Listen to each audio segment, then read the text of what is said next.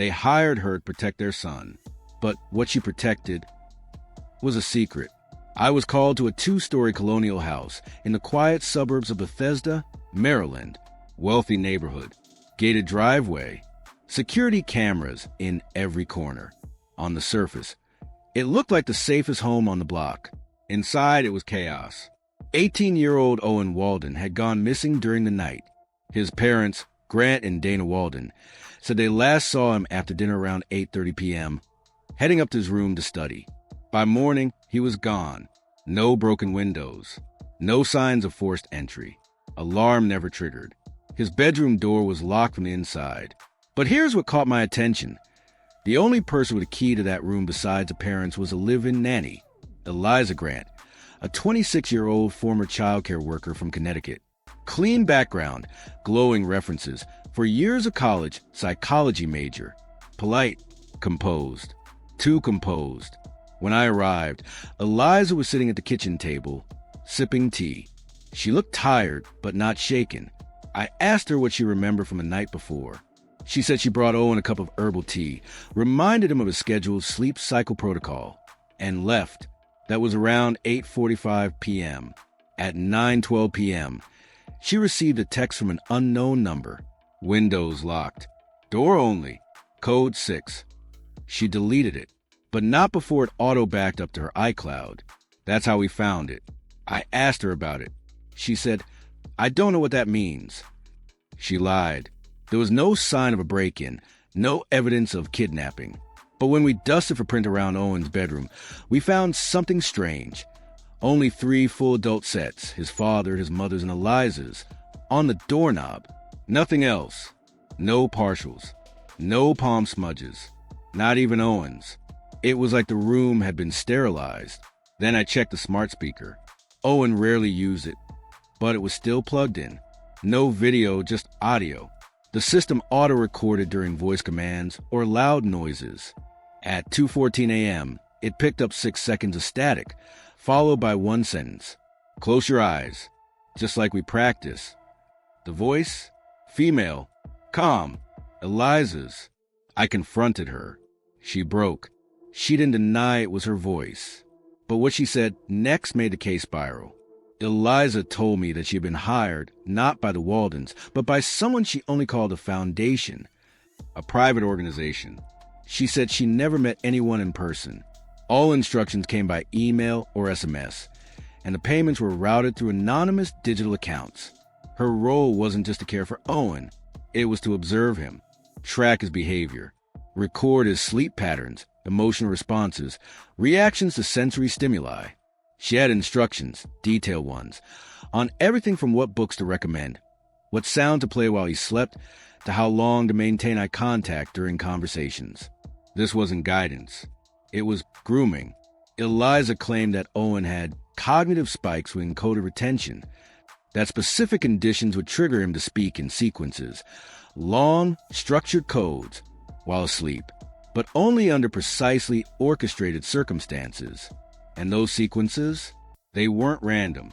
She showed me a notebook she kept hidden under the floorboard in her room. Page after page of strings like 14-82-6-9-17, 13-54-91-2. We ran them through decryption software. At first, nothing.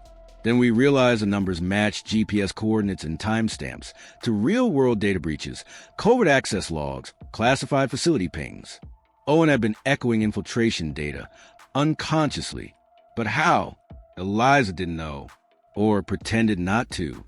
She said the Foundation believed Owen's father, Grant, had worked on an off-book AI project for the Defense Department in 2011. Something about genetic data imprinting. The idea that information could be embedded not through education, but environmental exposure and psychological engineering. Eliza insisted she was never supposed to harm Owen. Her role was to activate and extract. Code 6, she said, meant the trigger sequence had matured. The Foundation would retrieve him within 72 hours. But before that could happen, Owen disappeared. We traced a deleted message to a burner phone. It pinged a cell tower 4 blocks from the house at 9:13 p.m., 1 minute after Eliza received the text. The same number had also been in contact with a second device, belonging to Grant Walden, the father. We raided his home office and found encrypted files hidden behind a dummy hard drive partition. Once cracked, they revealed detailed research logs, predictive modeling, and experimental instructions, matching Eliza's claims. Grant cracked under pressure. He admitted Owen was part of a DARPA-backed study. The project had been terminated after ethical concerns. But instead of destroying the data, Grant had preserved it, encoded through controlled daily routines, sound patterns, and psychological priming. Owen wasn't just smart. He was a vessel. When I asked what the end game was, Grant answered, "He's a failsafe, a human archive. But someone else has him now, and I don't know who." A federal alert was issued. Eliza was arrested. The foundation vanished. No paper trail. No digital footprint. Owen was never found. But weeks later, I received an anonymous USB. One file. Audio only. Owen's voice. Coordinates confirmed. Moving to extraction point. The nanny said I'm ready. Then silence. He wasn't taken. He was deployed.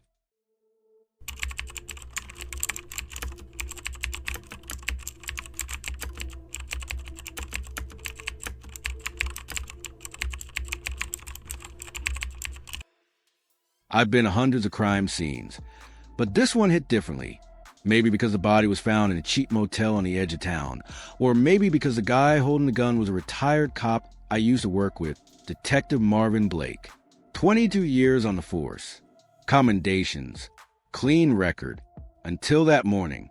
Room 108, Red Pine Motel, outskirts of Reno, Nevada. It was a clean shot, center mass, close range. Marvin was still holding the pistol when officers arrived.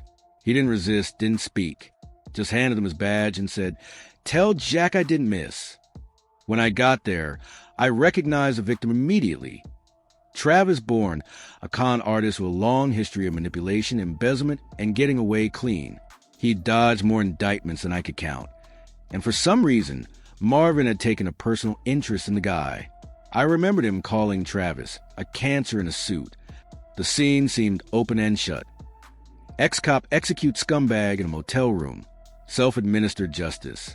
But something about it felt off. Too symmetrical. Too surgical. Marvin had always been methodical, almost obsessive. But he wasn't sloppy. So why were there 2 bullet holes in the motel wall, but only 1 round in the body? I examined the trajectory. First shot, direct hit to the torso. The second hole was 2 feet to the left, slightly higher, embedded deep into drywall with no exit path. We pulled the slug. Same caliber, same weapon. The gun had only fired once. At least, according to the autopsy. I pulled the ballistics report. Only 1 bullet had passed through Travis. No grazes. No ricochets. 1 bullet, 1 wound. So where did the second shot go? I questioned Marvin in holding. His eyes were sunken. He hadn't slept. He said he went to meet Travis because the man asked to confess. But the confession never came. Instead, Marvin said Travis taunted him, claimed to have orchestrated something bigger, something Marvin couldn't undo. I asked Marvin if he fired twice. He stared at the wall and said, "I only pulled the trigger once." Now here's where things spiral. The motel had surveillance. Poor quality, black and white, no audio. It showed Travis entering the room at 2:14 p.m. Marvin arrived 3 minutes later. They argued, hand gestures, pacing. Then at 2:23 p.m., Travis sat down. Marvin raised a gun, and that's when the light flickered. It glitched just for 1 frame. And suddenly, Travis wasn't in the chair anymore. He was standing behind Marvin. 1 frame later, he was back in the chair, dead. We scrubbed the footage, frame by frame. That glitch? It wasn't a camera error. It was a splice. Someone had tampered with the feed. I checked with the motel's owner. The system hadn't been touched in years. No remote access. No external feed. But when I pulled the hard drive, I found a hidden folder, encrypted, dated 2 days before the shooting. Inside were digital overlays, deep fakes, mock-ups of Travis's body in various positions. Someone had mapped the exact posture, facial angle, even blood patterns. This wasn't an accident. I returned to the crime scene. I needed to reconstruct the firing path. Using 3D modeling, I traced both bullets back. The first one matched Marvin's shot. The second, it came from the closet. And behind that closet wall was room 109. I got the records. Room 109 had been booked under a fake name. No ID, prepaid. The guest checked in 15 minutes before the shooting and left exactly 10 minutes after. When we dusted the door handle, we found partial prints. Ran them through the database. Match, Lance Dufresne, former military contractor, discharged dishonorably, wanted in 3 states for illegal arms dealings. And guess who he used to work security for? Travis Bourne. Now it made sense. Marvin had been set up. Travis lured him there, likely planning to kill him and frame it as a suicide or a shootout gone wrong. But Marvin got the drop on him, shot first. Before Lance could act from room 109, Travis was already down. Lance fired anyway, maybe out of panic, maybe to make it look like Marvin had lost control and shot wildly, but he missed. That's the second bullet hole. And here's the kicker. When we searched Lance's abandoned rental car, we found a small flash drive hidden under the passenger seat. On it was a single file, a full video confession from Travis. In the video, he details a network of corruption, shell companies, bribes, and names, big names, people in government, law enforcement, even the judiciary. It was enough to bring down half the county's political infrastructure.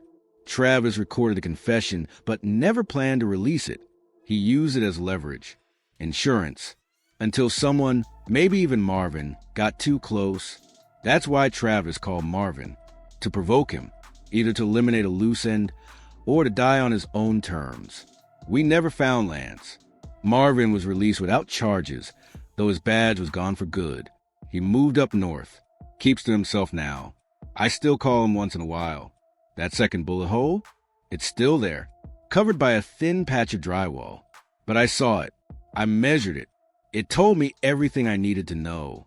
Because sometimes, the truth isn't in the shot you fired. It's in the one you didn't.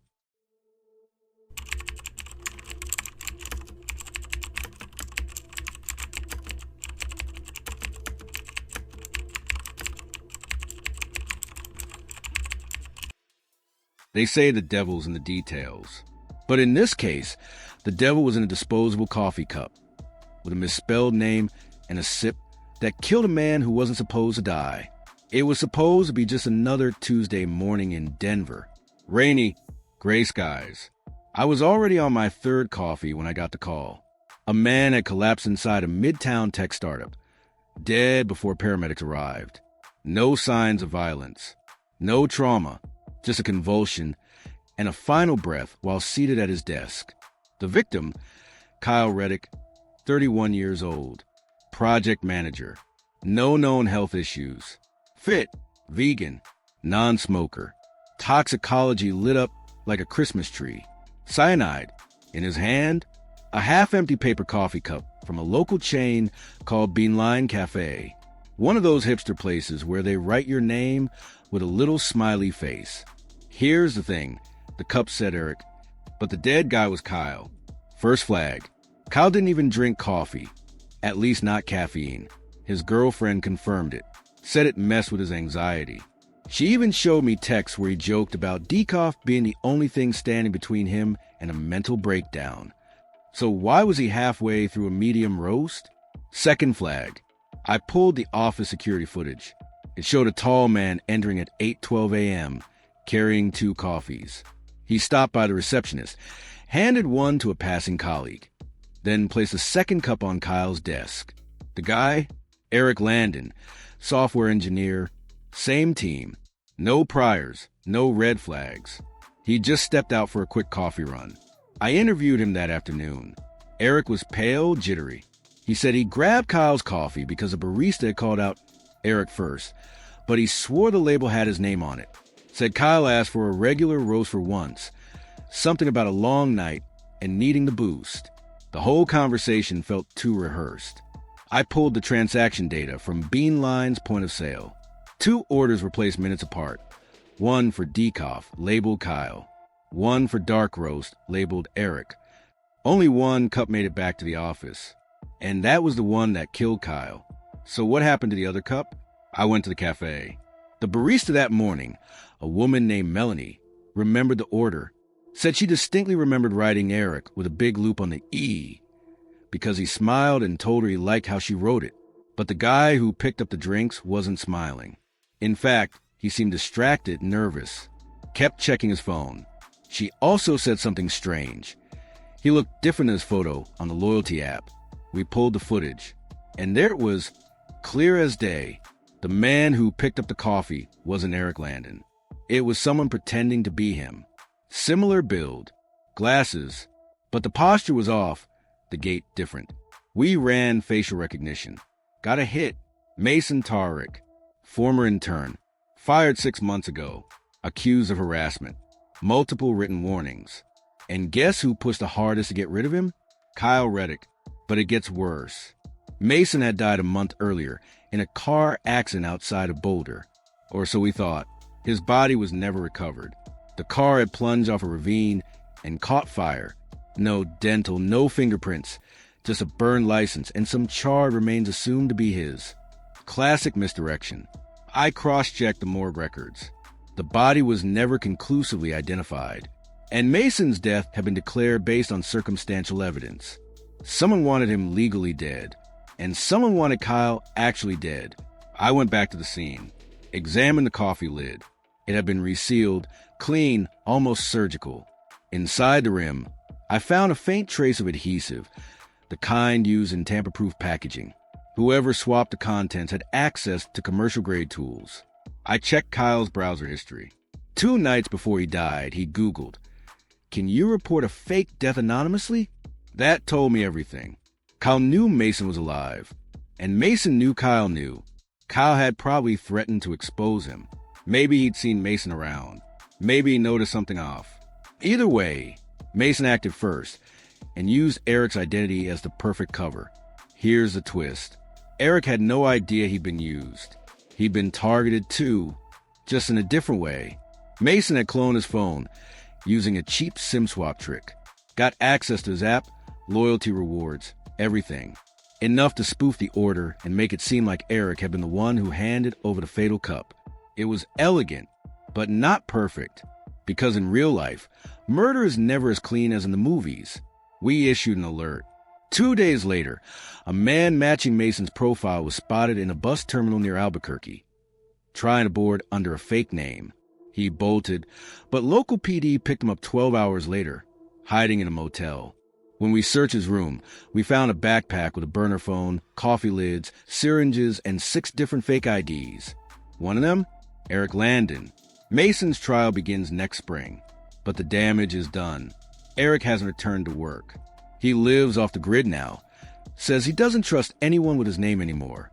And Kyle? He died because he grabbed the wrong cup. Or maybe because he didn't. Because sometimes death doesn't come in a hail of bullets or with a knife in the dark.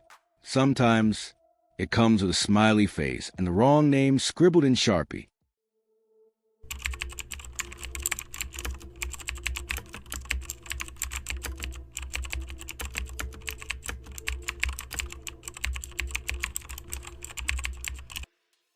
They made a pact, but only one of them honored it. It was a call that came in just after 6:30 a.m. on a frigid November morning in Missoula, Montana. A gas station attendant had found a walk-in freezer padlocked from the outside. Inside, 2 bodies, naked, pale, side by side on the frozen floor. 1 male, 1 female, late 20s. At first glance, it looked like some twisted double suicide. But the padlock, that was the first detail that made my gut twist.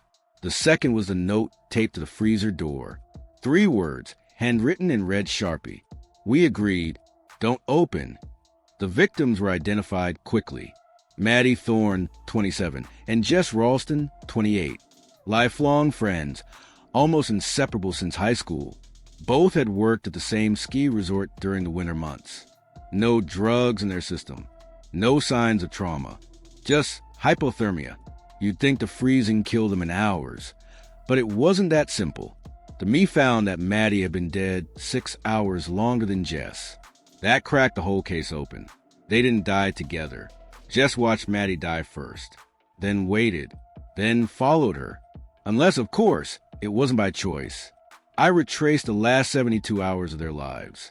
Surveillance from a liquor store 2 nights prior showed them laughing, buying wine and junk food. They were staying in a short-term rental cabin on the edge of town, cheap, isolated, and barely heated. The kind of place where secrets feel comfortable. Inside the cabin, we found their phones. Both turned off, both wiped, a laptop with a hard drive removed, and in the trash, a crumpled piece of notebook paper, partially burned in the fireplace. It read, "If we don't go through with it, they'll find us, and they'll make us talk." They weren't running from guilt. They were running from someone. The puzzle turned when I spoke to Maddie's older sister, Elaine. She said Maddie had recently reached out in a panic, talking about an incident they couldn't undo. Said she and Jess had been involved in something, and someone had started sending them threats. Blackmail, photos, a location pin dropped near the cabin. Elaine told me something else. In high school, Maddie and Jess had witnessed a hit and run. A local sheriff's deputy was the driver. They never said a word. Rumor was he paid them to keep it that way. That deputy? Calder Boone. Retired. Living off the radar. Still connected. Still dangerous. We brought Boone in for questioning. He denied everything, calm, smug, rehearsed. But then I hit him with a photo pulled from Jess's recovered email account. A grainy image of Boone meeting someone in the middle of nowhere. Zoomed in, and you see the other man. Logan Hurst, a private security contractor known for fixing problems. Boone went silent. We dug deeper into Logan's records. No fixed address, no online presence. But his van, an old black panel truck with no plates, was spotted near the Missoula gas station 2 nights before the bodies were found. Same night Maddie and Jess went off the grid. They were hunted. No doubt in my mind. But here's the turn no one saw coming. The autopsy found traces of diphenhydramine in Maddie's system, enough to sedate, not kill. None in Jess. We checked the freezer's interior. A small vent hole in the back had been sealed shut from inside, with a square of duct tape bearing Jess's fingerprints. She wanted no chance of escape, and that meant she didn't panic when Maddie died first. She waited. The psychology here is chilling. 2 women, bound by a secret since adolescence, watched the walls close in. Threats escalated. Their options dwindled. They chose silence, chose control. But I don't think it was just about fear. It was about shame, about carrying something for too long, something too heavy to put into words. They thought death was the only way to stay loyal, and they did it in the coldest way imaginable, literally. But Jess, she lasted longer. Long enough to realize Maddie's heart had stopped. Long enough to change her mind if she wanted to. She didn't. The padlock? It was secured from the outside, but not with a key. It had been looped through the latch and snapped closed with a magnetized pull-release lock, one that could be yanked into place with fishing line and a flick of the wrist from inside. A common trick used by stage techs and illusionists. We found the remnants of the fishing line inside a crushed soda can on the freezer shelf. They had rehearsed it, tested it. This wasn't a pact made in panic. It was a cold, calculated farewell. What happened to Boone and Logan? After the media ran with the story, Boone vanished. Logan, too. But I've seen this before. They'll surface. They always do. Rats can't resist breathing. As for the case, closed. Officially, anyway. Unofficially, it stays with me. Because when I stood in that freezer and saw the 2 of them lying there, side by side in the cold, I couldn't stop thinking. What secret was worth dying for, but not speaking out loud?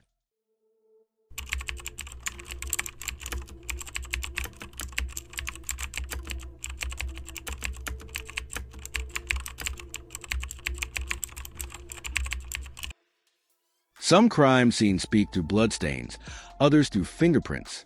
This one, it spoke through sound, a single noise no one could explain. It happened in Bellingham, Washington. Cold, damp fall morning. A call came in from a neighbor reporting loud banging, and then Strangely, absolute silence. No yelling, no panic, just a short sequence of metallic thumps and then nothing. I was called to a small, two-story colonial on a cul-de-sac. Inside, the body of Brady Weller, 34, freelance audio engineer, found slumped in his soundproof home studio. No forced entry, no sign of struggle, no blood, no bruises. His headphones were still on, but the strangest part, his expensive recording equipment was still running. The system had recorded everything, from the moment he walked in to the second his heart stopped. That audio would become the centerpiece of the case. We played it back in the lab minute by minute. First, routine footsteps, chair creaks, coffee being set down. Then he says aloud, testing. Okay, let's see what the interference is. Followed by nothing for several seconds. Then it begins. 3 distinct metal taps. Rhythmic, not aggressive.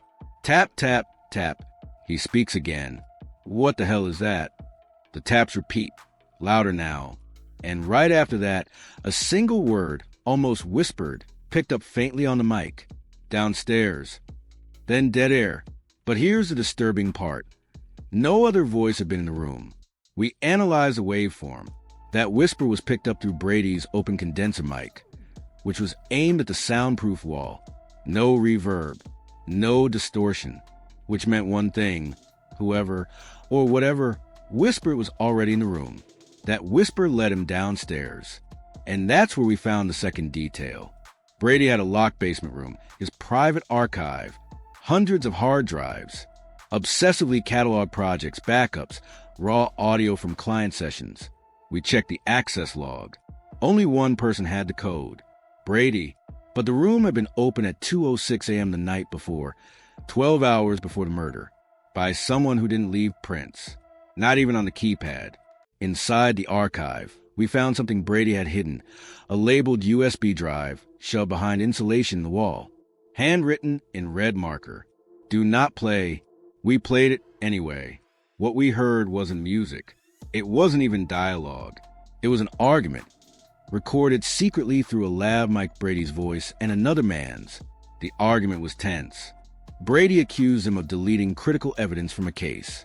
Something to do with altered 911 tapes for a wrongful conviction suit. He said, "You altered timestamps. You buried the second voice." The other man shouted, "You weren't supposed to keep backups." Then a scuffle, audio cuts. That's when we looked deeper into Brady's past. He used to do freelance work cleaning up audio for trial lawyers. Noise removal, voice isolation, timestamp verification. Legit. But in some cases, he worked for both sides, plaintiff and defense. Unethical at best. Criminal at worst. One of his past clients was Detective Lewis Crane, a name that rang all the bells. Crane had been suspended after multiple allegations of audio tampering in internal investigations, supposedly retired. But guess who lived just 5 minutes from Brady's home? You guessed it. I knocked on Crane's door. No answer. But a neighbor's doorbell cam gave us the footage we needed. It showed Crane walking into Brady's house the night before the murder. 2:04 a.m. walking out at 2:13. Crane claimed he was just dropping off a flash drive. Sure, we pulled cell tower pings. Crane's phone was off during that window. When confronted, he cracked. Claimed he didn't kill Brady. He only went there to delete something. But when we asked how he got the studio door open, his face twitched. Slightly. He knew the layout too well. Here's where the audio comes back. Our tech noticed something odd in the last 8 seconds of the studio recording. A faint electrical hum, right before the system shut down. On analysis, it wasn't random.